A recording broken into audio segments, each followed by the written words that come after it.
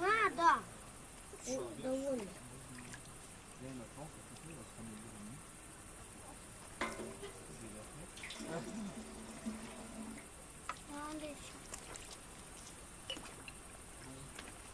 Ребят, вода грязная, ребят, вы что?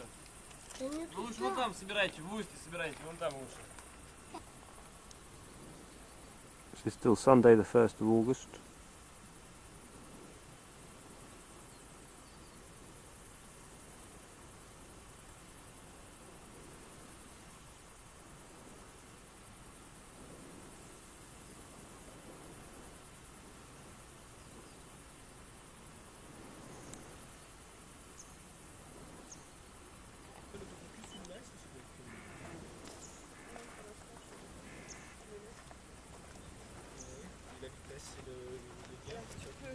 Tu peux soit les régler manuellement, soit tu as trois possibilités.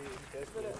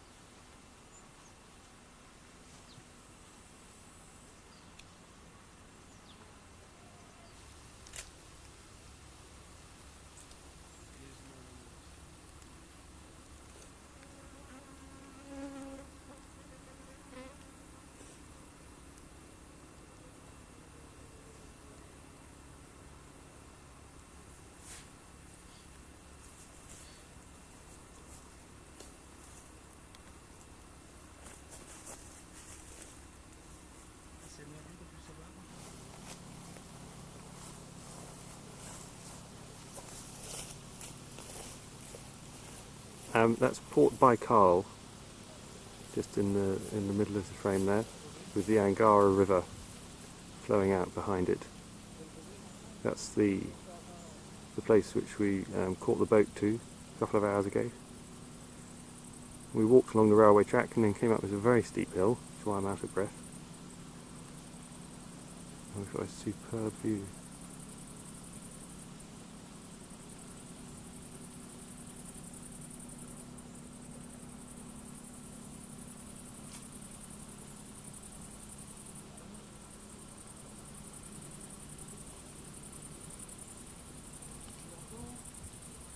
Yep.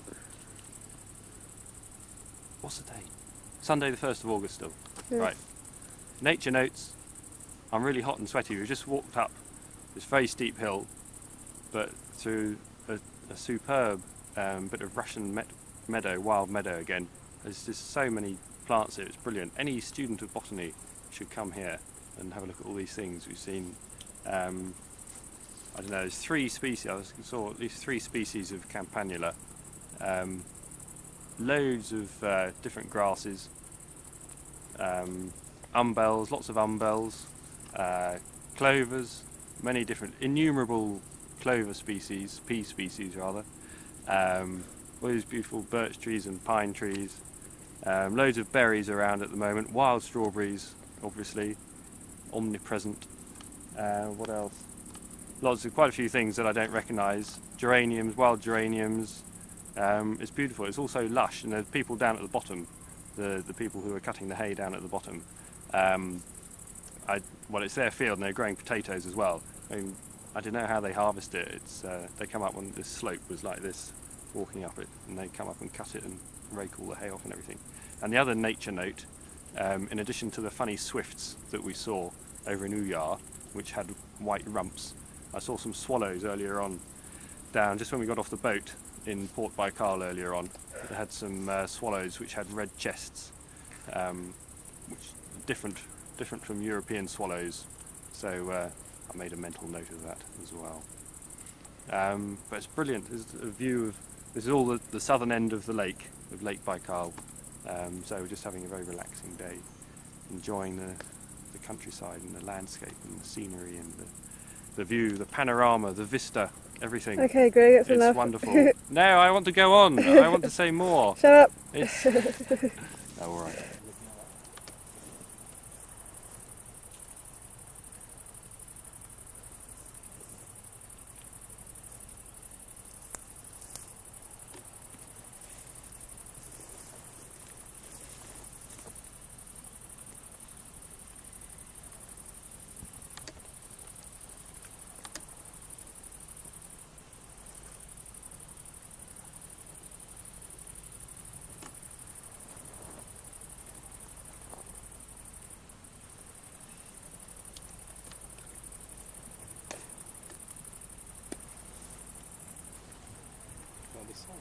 Okay, let's go now.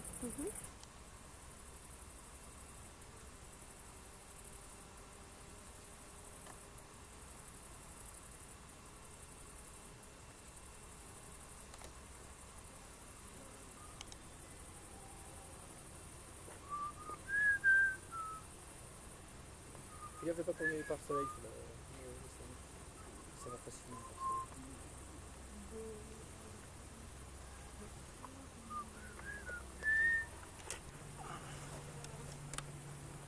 Putain, j'ai vachement mal au genou là, tu sais, à la rotule.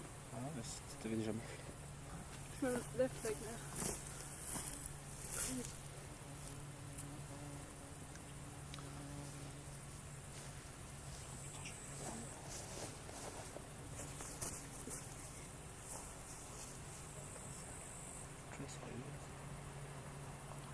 Silly.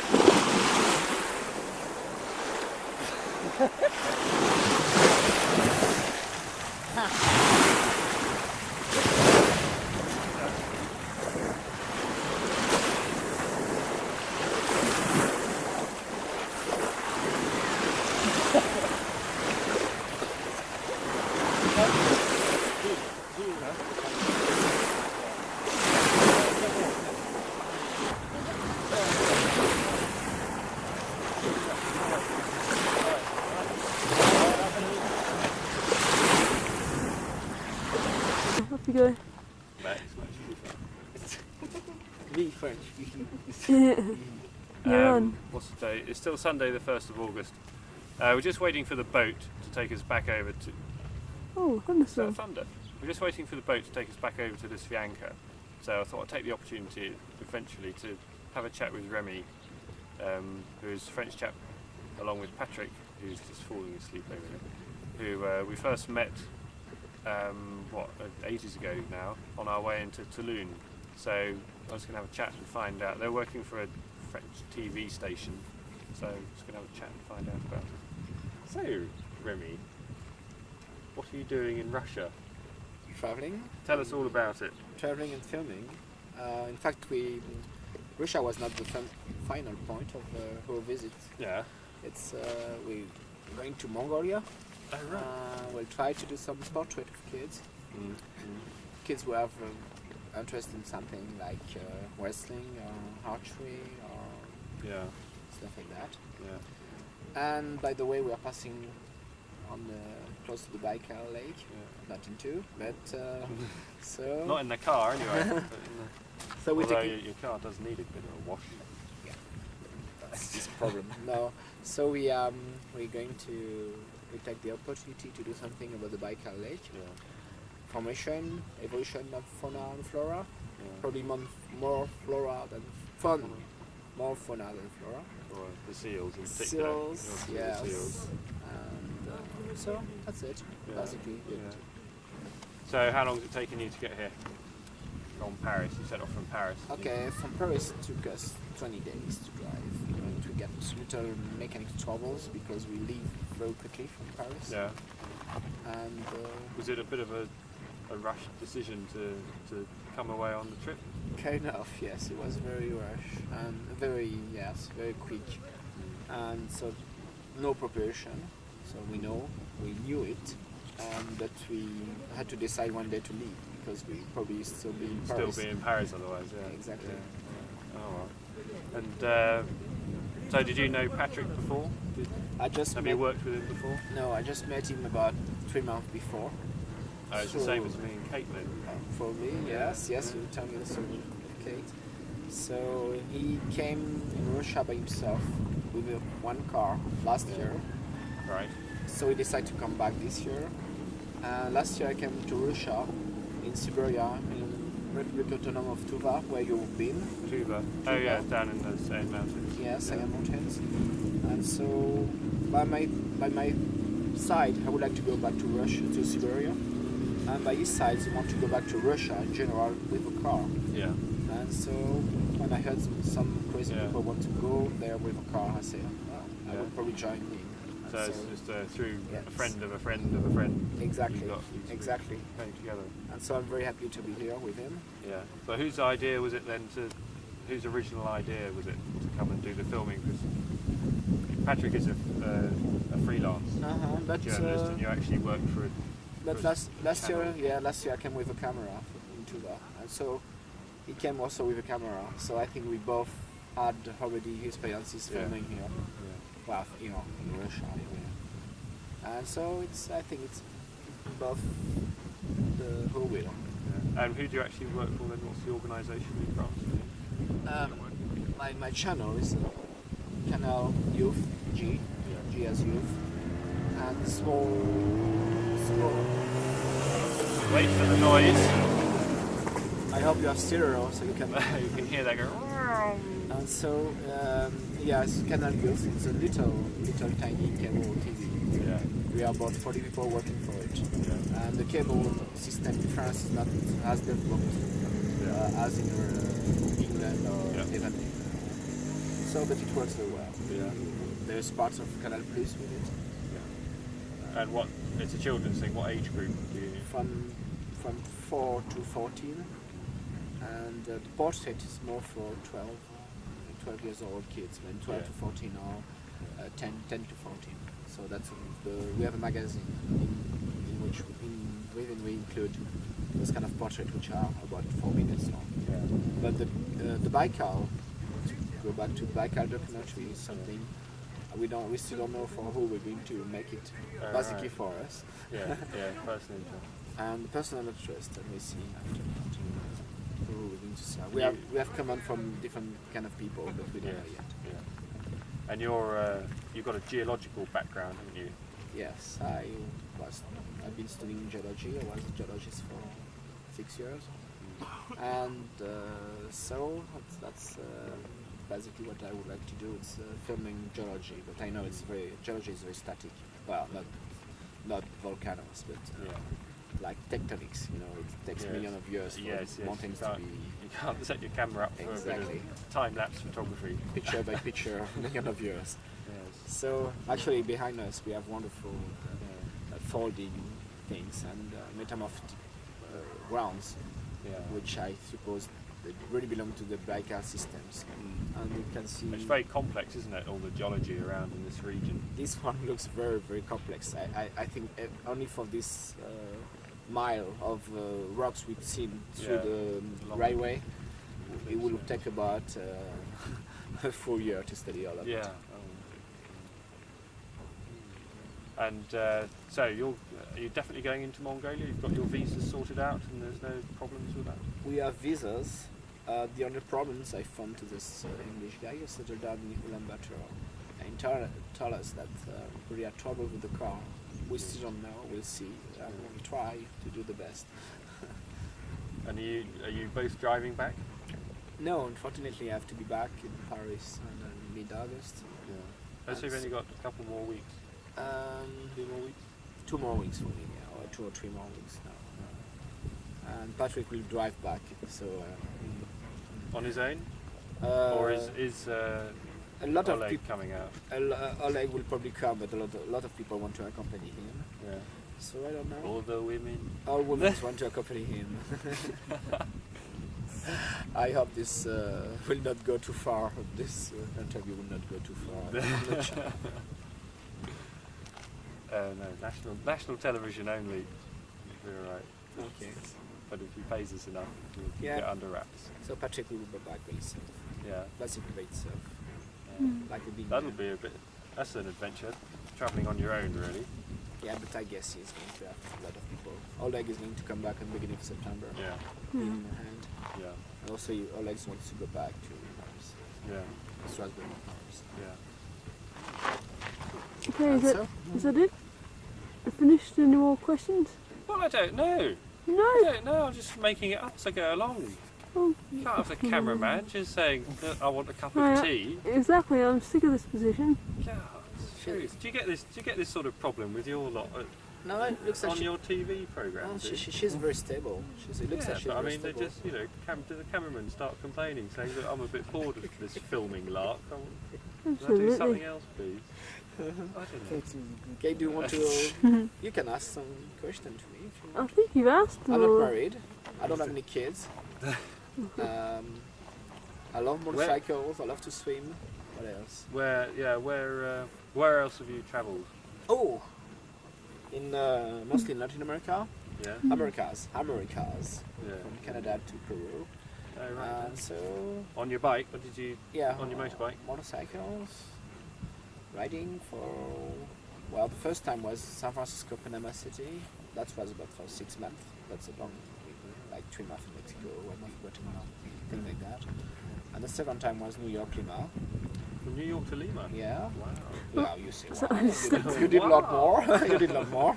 At least I don't have to cycle around. And so, good traveling. In Africa, I was in Africa also. Yeah. Basically in Black Africa when I was a kid. Yeah. In North Africa when I was degreed, as you When say. you graduated. When I graduate. After graduation. Yeah. And so I think that's all. I would like to go to Asia now. Asia. Asia, Far East. Far Far East. East, Indonesia. because I'm already in Asia. We're in Asia now. So, so I would like to go to Far East, like Oh, yeah. Indonesia, Malaysia, Yeah. Vietnam, Cambodia, and places like that. But we're never happy where we are. So Yeah. that's it. You know.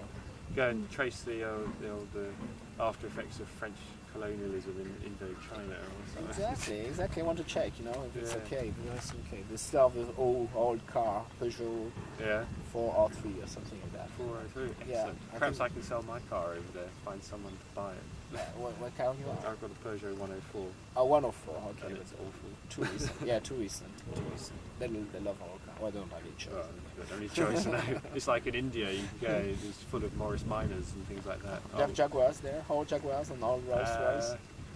No, I don't think so. Not now. But full of old British cars. Yeah, that's wonderful. My dream would be to buy a Royal Enfield. Enfield, Yes. motorbike. Yeah, motorbike in Yeah. India. I know they still build Yeah. them. What, and ride it back? And riding, no, well, it's through Indonesia, Sumatra, Java, and Bali, and all those places. And go up to Sulawesi and after Philippines. Do you like? What about the Russian motorbikes? With all the side, yes. they've all got the sidecars. The Ural one, it looks like a BMW.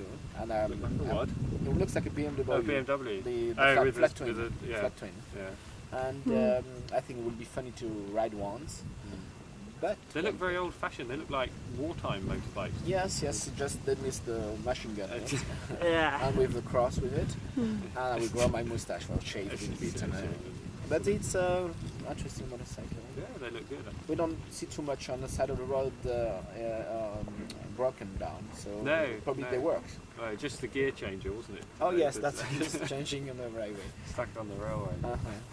But we don't know. We saw more ladders on the side of the road, smoking than those motorcycles. Yeah, so that's it. Yeah. So probably they have. Oh, I love the jeeps. There's two kind of jeeps here. And there's one, the old one with the big wings and with bigger lights. And I think I would like to buy one. Yeah. Go back to show off in Paris Street. Yeah. Cruise around. Cruise around with this Russian jeep. Yeah, that would be a good snob value. Exactly. Good snob. And I want to paint in border, with silver stripes on it. and I think it will be good. The white roof, Yeah.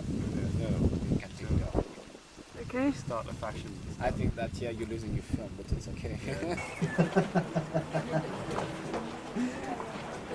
Hein? Sakine, c'est toujours naturellement la séparation des hommes et des femmes, des sexes, et les femmes avec des poubelles toujours. Toujours vers le bas, l'arrière du bateau. Toujours. Prête à être jeté à la mer.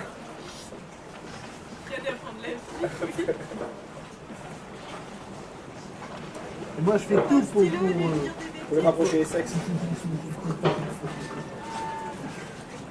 J'aime pas qu'on soit séparés comme ça. Faut déconner là-dessus.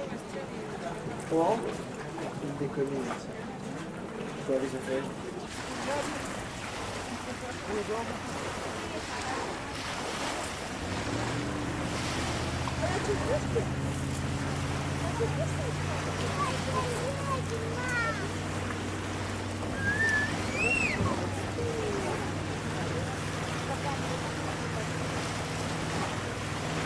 Okay, we start. Tu tournes là?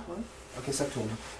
Could you introduce yourself, please? My name is Michael Grachov. I am director of the Limnological Institute of the Siberian Division of the Russian Academy of Sciences in Irkutsk. How long has the institute been operating? The institute has been officially opened in 1961, but actually it existed long before this moment, since the 20s, when it was a limnological station of the Irkutsk University and later on of the Academy of Sciences of Russia. What are the goals of your institute? The main goal of our institute is to try to understand, to study and to try to understand Lake Baikal, the greatest, the deepest, the oldest freshwater lake of the earth.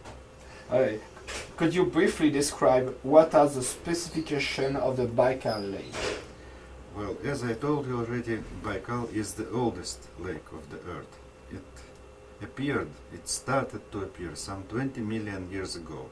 If you compare it with the Great Lakes of Africa, Tanganyika, Malawi, they are believed to originate some 5 million years ago. If you compare it with Great Lakes of America, glacial, great and small lakes, they originated only 10,000 years ago. So imagine that you have a person who lives 100,000 years. This is the difference between Lake Baikal and a normal, usual lake. So it's really a unique phenomenon. Moreover, Baikal is the deepest lake of the world. Its depth is 1 mile, 1,637 meters. Maybe this is not so important, but due to the extreme age of Lake Baikal, due to its huge size, its volume is equal to 20% of all the melted fresh water of the earth. Due to these features, especially due to the age, Baikal has become a place where approximately 1,500 endemic organisms live. Organisms, hydrobionts, aquatic organisms, which do not occur anywhere else. And all these features are studied by our institute, Limnological Institute, as well as some problems which are connected with the pollution, pollution of Lake Baikal, with different ways to prevent this pollution. Why the water is so pure? The water is so pure in Lake Baikal, not because we are so neat. I guess that if there was so much industry here, as much industry here as there is industry in Europe, Lake Baikal would be much dirtier. The thing is that the catchment basin of Lake Baikal is 500 square kilometers. This is approximately the same area as that of France, but only less than 2 million people live on this territory, and the industry is relatively small. Agriculture is not very well developed. This helped to preserve the lake in its pristine state. Although at points you can see traces, first signs of pollution, generally the water body is so huge and the residence time of water is so great, 400 years. It would take 400 years to empty Lake Baikal through Angara River if we stop input of other waters. And so the size of the lake is so great that people just did not have enough time to pollute it to a measurable extent. And therefore we have something to protect. Okay. Why are the sedimentations so deep in this lake? Why? The thickness of sediments in Lake Baikal, according to recent geophysical studies, is 7.5 kilometers in the deepest basins of the lake. This is because the lake existed for 20 million years. If you compare it again with the Great Lakes of America, there the thickness of sediments is only 10 meters. Okay. What do you expect to find when you drill the bottom of the lake? We expect to find the record of paleoclimates, of ancient climates, which are stored in the sediments. For example, we already know relatively well the very uppermost part of Baikal sediments, say thickness between 4 meters and 10 meters. We know that during this time there was Upper Pleistocene and Holocene, so the climate became much warmer some 10,000 years ago, 11,000 years ago. This manifested itself in a change of sediments in Lake Baikal. 8,000 years ago there were practically no diatom algae in Lake Baikal. Water was very turbid, maybe the nutrients were very diluted, and for this reason or other reason there were no diatom algae in the water body of Lake Baikal. But 8,000 years ago, all of a sudden, Baikal jumped into the position, into the state which it has today. It became full of diatom algae of different kind, among them endemic algae as well. That's another question, it's not written here, but how do we know that the 7.1 kilometer of sediments are all lake? How we know that all these sediments belong to the lake? Yeah. First of all, this is because some of this Lake Baikal is a place where very great tectonic movements took place. Imagine that the bottom of these sediments is 7.5 kilometers below the surface of these sediments. 1.5 kilometers of water. It means 9 kilometers. And say 3 kilometers is mountains around Lake Baikal. This is the thrust. And so during the existence of the lake, some of these sediments, former lake sediments, have become exposed on the surface. You see so-called sections, geological sections, where you see the earliest stages of Lake Baikal, which was shallow, warm lakes in Miocene, say 10-15 million years ago. These were lakes, ephemeral lakes, which appeared and disappeared, appeared again and again disappeared. This was the beginning of Lake Baikal. And of course these sediments can be traced on the bottom of the lake as well. And therefore we believe that the origin of this, and specialists believe that the origin of all these sediments is lacustrine, belonging to the lake. What? Attends, on va refaire une. Est-ce que maintenant il peut me regarder à moi? Tu vois, pour changer un peu les. Yes, could you Tu lui poses la question, mais il me regarde à moi. Yeah, I'm asking you a question, but You see me. You can look at the camera. Then you must ask me a question. Not here, me, not the camera. Not to the camera, to you. Me. Yeah, Or look, this camera. look past the camera, not at the lens. Oh, Okay. okay, that was a lens. Okay. Can you just keep the microphone just a little bit lower. Non, c'est là, comme ça. Oui, c'est bon. What are the risks of major pollution in the lake? What are the risks of the major pollution of the lake? What are the risks of pollution of the lake? This is a good question. Of course, industry is not very well developed, but we have quite a number of point sources of industrial pollution, like the famous Baikalsk pulp and paper plant. Although this plant purifies its wastewaters very well according to existing world standards, but anyhow we feel that this is not suitable for Baikal. Catchment basin of the Selenga River. This is 50% of the waters which come into Lake Baikal in general. A lot of different small and greater plants is situated on the banks of this river. Some of these plants have become environment friendly. For example, the Selenginsk cardboard plant, pulp plant, has now full cycle of water. There is no wastewater in this plant at all, for the first time in the world on a full-scale, full-size pulp and paper plant. But other plants and the Ulan-Ude, which is the capital of Buryat Republic, do produce polluted water. Although this water is purified to some extent, but anyhow this is not very good compared with the quality of Baikal waters. There is a lot of things to improve. What is the current protection against any kind of pollution?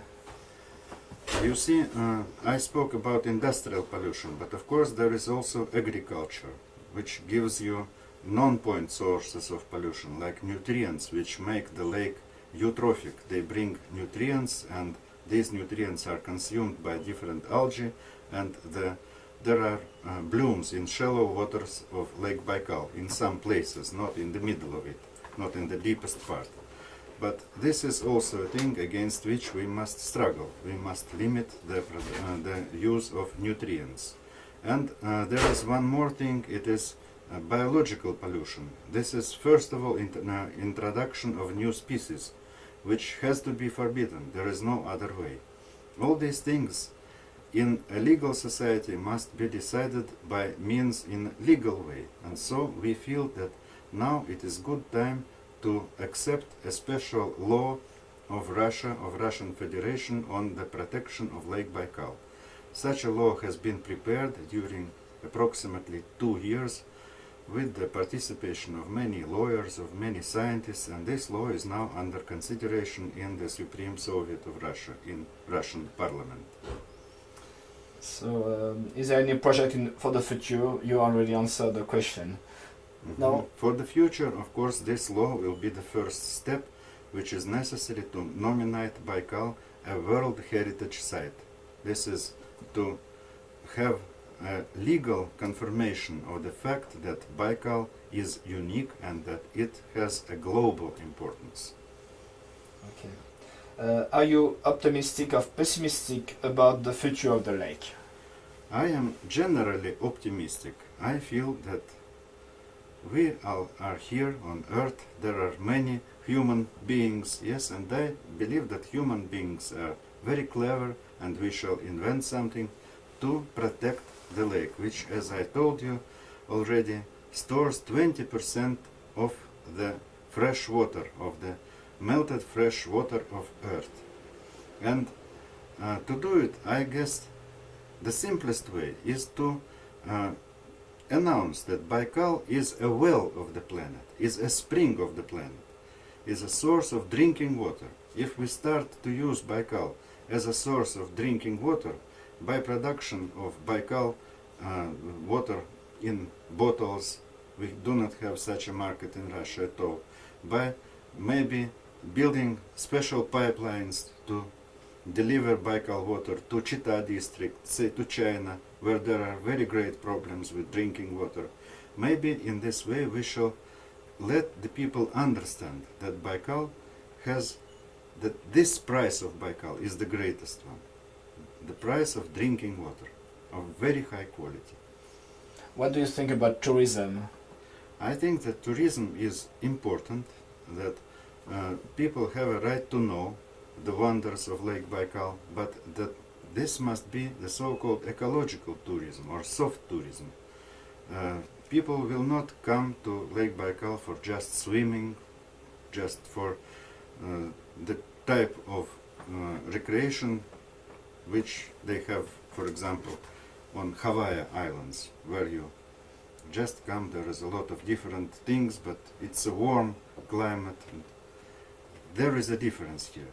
People come to Baikal to look at its beauty, at the beauty of its shores, to hear stories about the unique properties of Lake Baikal. This maybe to watch birds, to watch seals, to watch special animals, maybe for diving in this cold water. This is ecological tourism, and I believe that this ecological tourism must be developed. So totally different from the Spanish tourism on the Costa Brava. I have not been to Spain, but I read something, and I heard, by the way, that in Spain this was a very big impetus for the development, for economic development. But now this coast has become more or less useless. Rich people do not want to visit this place anymore, and we must avoid such a future for Lake Baikal.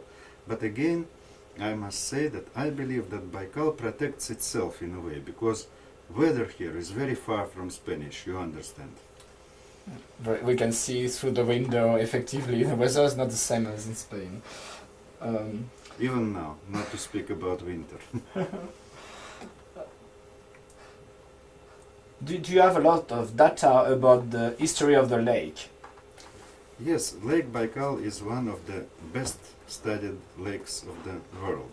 Although there is a strange situation, we had separate worlds. We had our world, Russia and communist countries.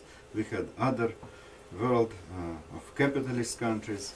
And of course we had more or less separated science. And so very many data about Lake Baikal are published in Russian special booklets and this type of publications. And for this reason, this literature, it is only in Russian. It is not available to the world community. Although some people who are really good specialists, especially biologists, they take this trouble, they buy these books, they read them, and they know very much. And but now we try to fill this gap. We have recently opened, in 1990, we opened Baikal International Center for Ecological Research, an open institute on Lake Baikal. This means that people from any country can now come to Lake Baikal to perform their studies together with Russian scientists. We are ready to share our facilities, and this Baikal International Center is at work. Since 1989, when the center actually started to work, we have very many publications and very many scientists from abroad came here. A few people even from France, although I must say that France is not a country from where the major part of scientists has come. From America last year we had, for example, 1,000 man days on Lake Baikal by very many good American scientists. Very many scientists are coming from Japan. Japan has created an association of 38 universities which are going to study Lake Baikal. And now on this ship you have seen a few of them. Very good.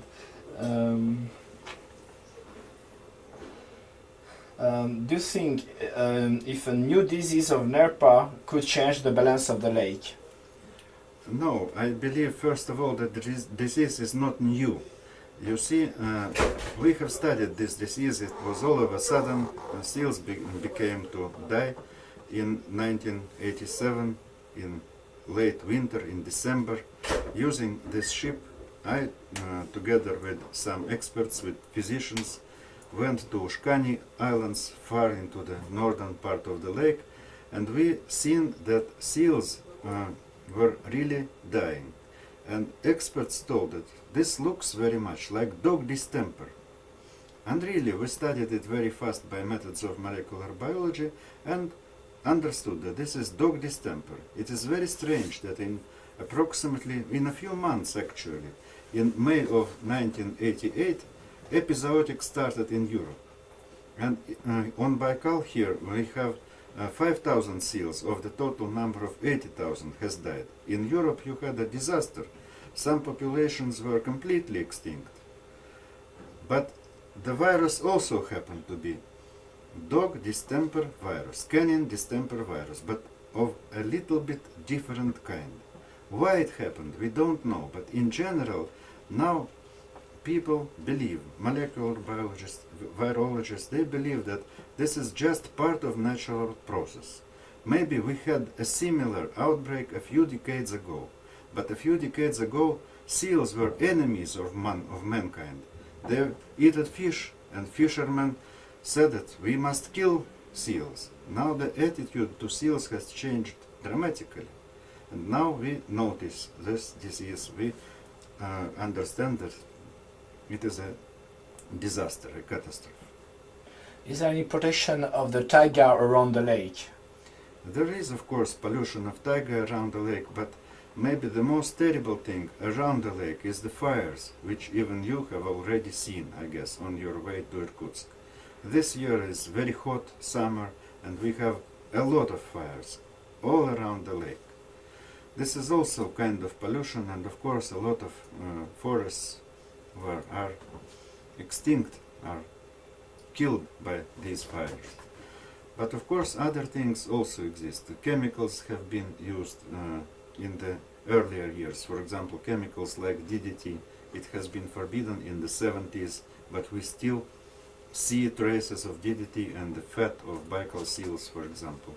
There are many sources of pollution, but the majority of these sources has a global character.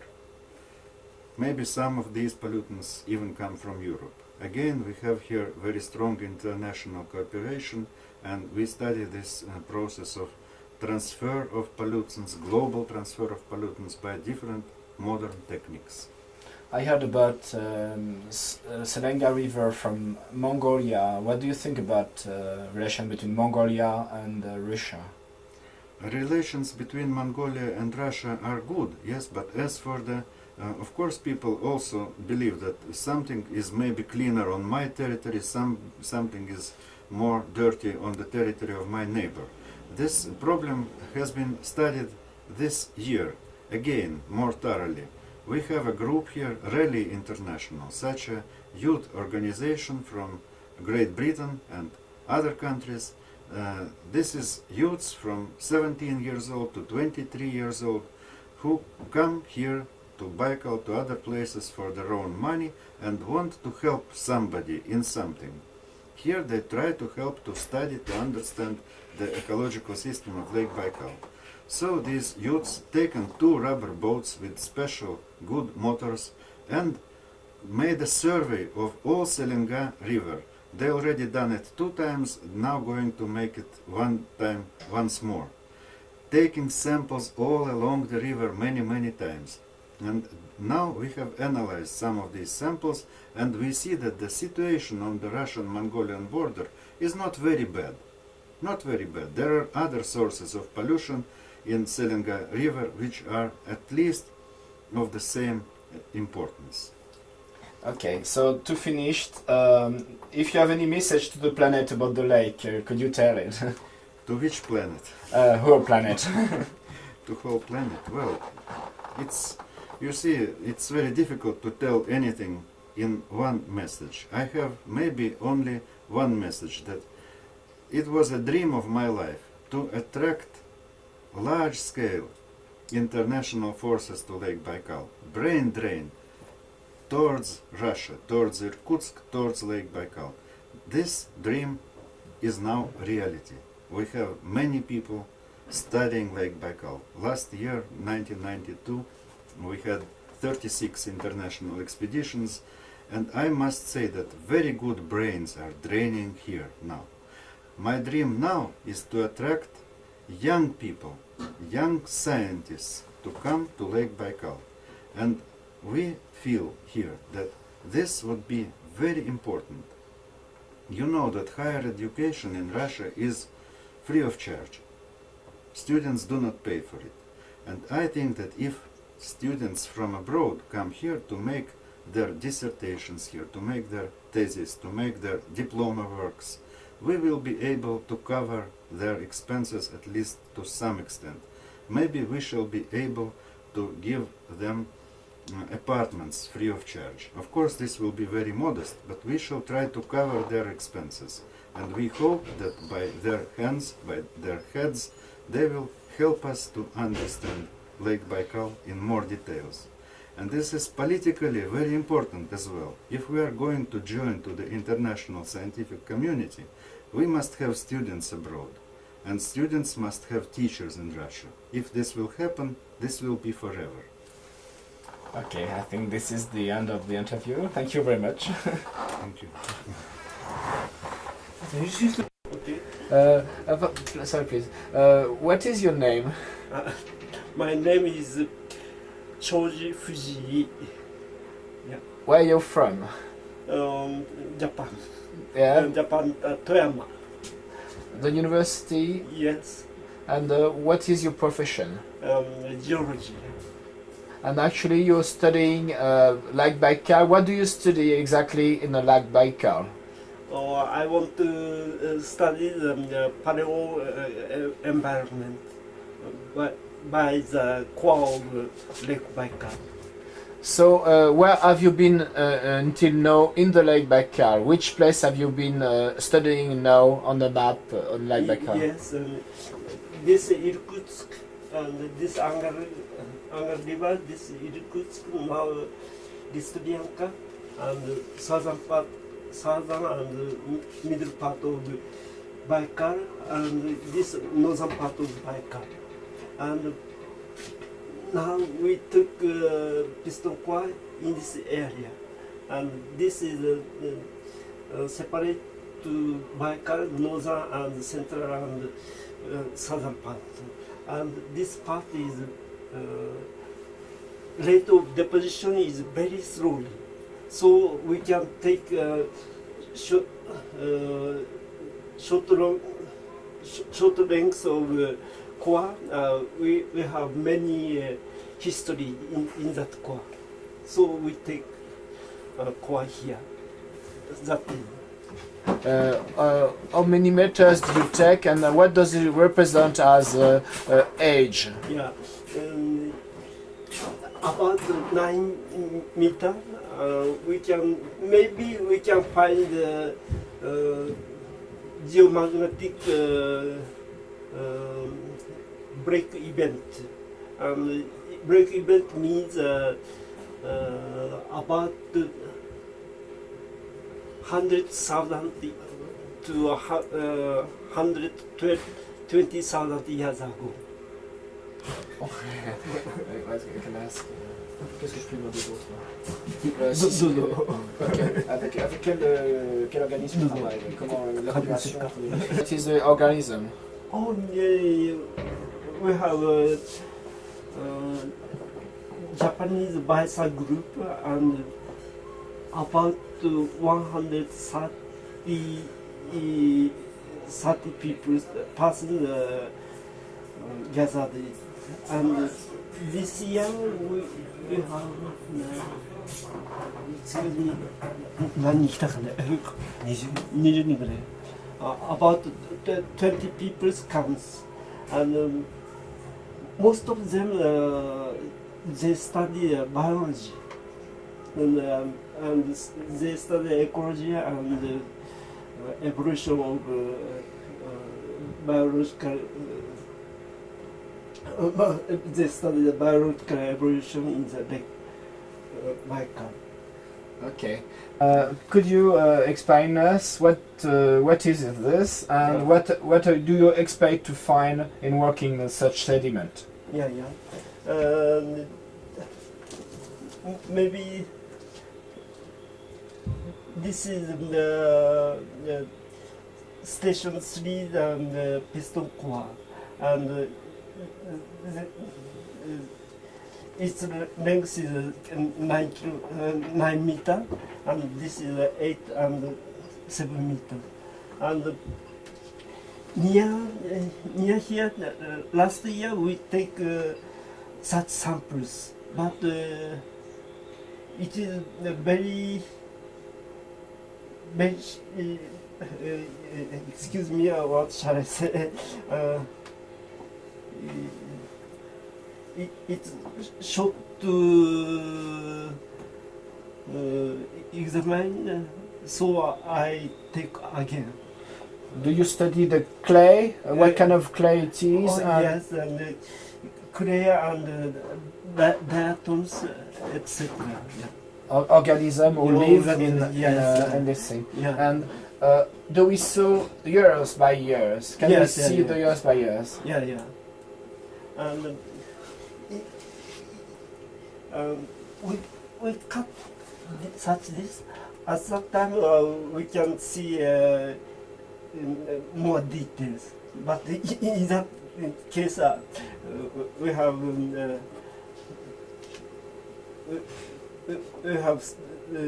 not see details. Ok. Bon, c'est bien, non?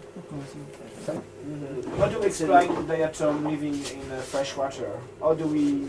How the diatoms live in fresh water? Upper part many Merosia and secret. Could you introduce yourself, please? Yeah, I'm Toshio Nakamura. I am from Nagoya University, Japan. I'm a geochemist, and now I'm studying the carbon-14 dating. It's important to date the Baikal core samples, sediment samples, because we want to explain the environmental evolution at the time when some environmental change occurred. It's the most important information we want to know. So I am dating the core samples. What organism are you dating exactly? It's in the organic material in the mud, and mainly from you see the woods around the lake, and also the planktonic materials. It's produced in the Baikal lake itself. Is there a lot of how do you say, plants in this mud? Oh yes, sometimes when heavy rain, a large amount of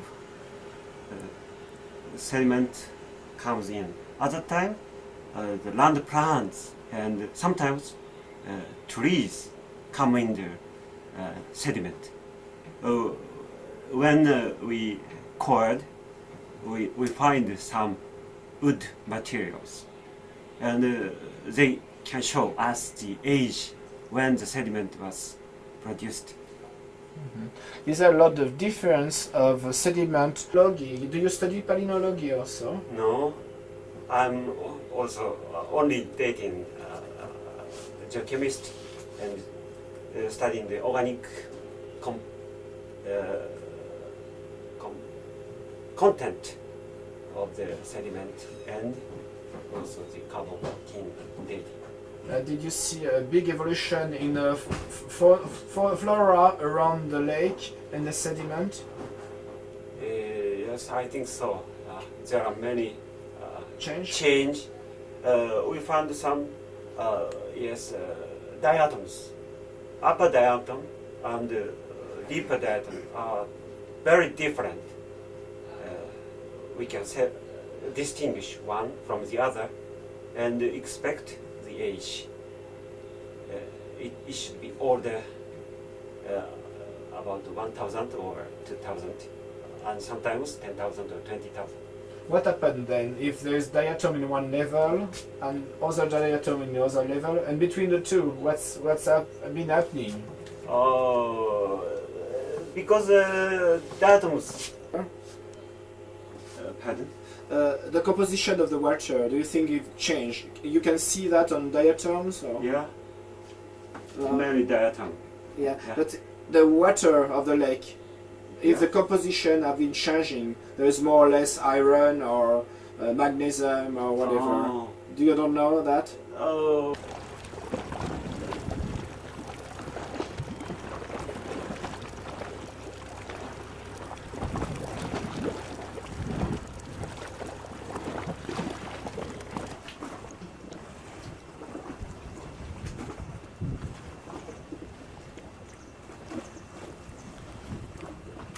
When did you go register? By bicycle. Sorry? When did you go register by bicycle?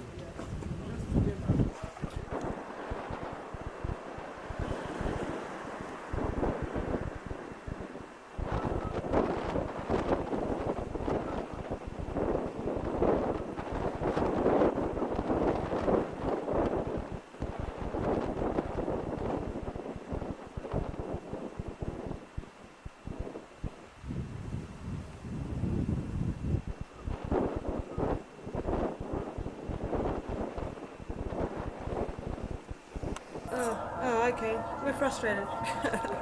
No, it's the 3rd of August and we wanted to take a boat trip up Lake Baikal to Ochon, the island of Ochon, and basically we're stuffed because the boat that went today left at 9 o'clock and we missed it by 10 minutes. It doesn't come back for 2 days anyway, so we would have been stuck on the island for 2 days. The only choice we've got is there's a boat that goes down to Siberian and about 5 kilometres around the corner. We've been to Siberian about 3 times already, so that's a bit of a bummer.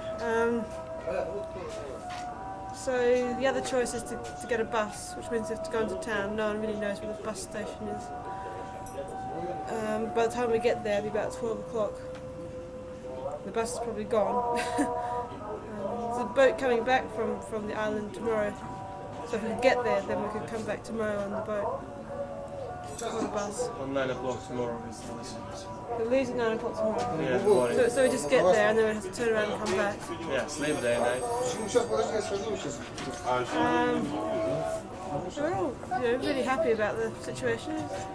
Just laughing and sort of, it's great. What do we do now? We're packed, we're ready to go. Nowhere to go. Nowhere to go at all. I don't know what we're going to do yet. Do we take a boat trip anyway down the lake? I don't know.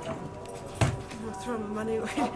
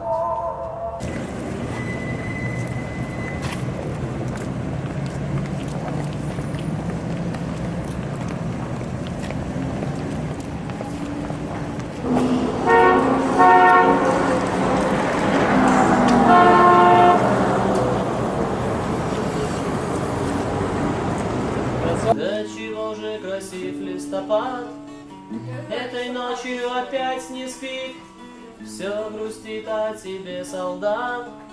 Напиши мне, что ночь темна, что устала ты слушать дождь. Напиши мне, что ты одна, что тоскуешь ты и очень ждешь.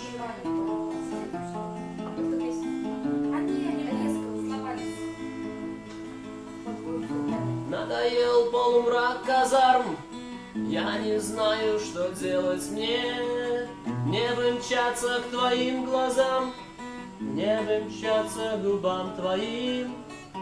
Напиши мне, что ночь темна, что устала ты слушать дождь. Напиши мне, что ты одна, что тоскуешь ты и очень ждешь.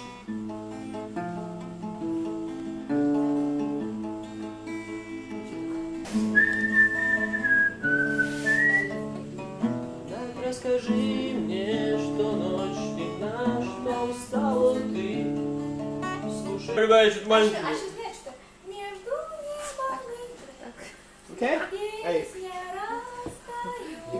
расстается неисходною струей, громче, громче льется песенка моя, песня мечты нашей,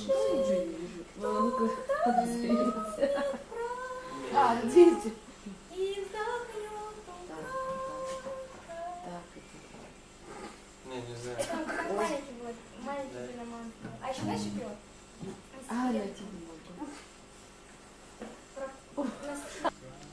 Играют волны, ветер свищет, ложка гнется и скрипит.